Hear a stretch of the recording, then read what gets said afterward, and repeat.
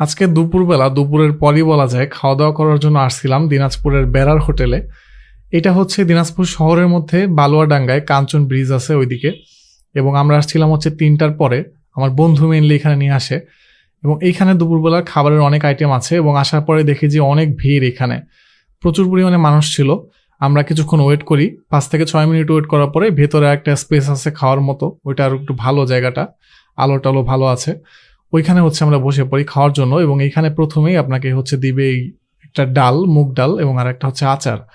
Mainly হচ্ছে আমি খাইছিলাম হচ্ছে এই গরুর মাংসটা হচ্ছে ২০০ টাকা প্লেট, এবং এইখানে একজনের জন্য কোয়ান্টিটি এনাফ, বাট দাম অনুযায়ী আমার কাছে মনে হচ্ছে যে মাংসটা আর একটু বেশি হলে হয়তো ভালো হতো, বা যদি হাফ সিস্টেম থাকতো যে হাফ নেওয়া যাবে ওইরকম।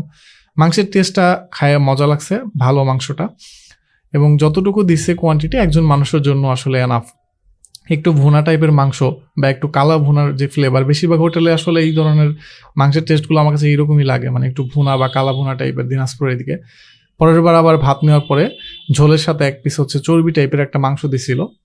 তো সবকিছু মিলে খাইতে একটা ভালো এক্সপিরিয়েন্স হয়েছে। দুপুরবেলা যদি এখানে ট্রাই করতে চান, শুধুমাত্র গরুর মাংস না, হাঁসের মাংস সহ আরও অনেক আইটেম আছে। আমি একটা জায়গায় মেনুর একটা ভিডিও দিয়ে দিয়েছি, ওইটা চাইলে একটু দেখতে পারেন পজ করে। তো একটু ট্রাই করতে পারেন এখানে এসে।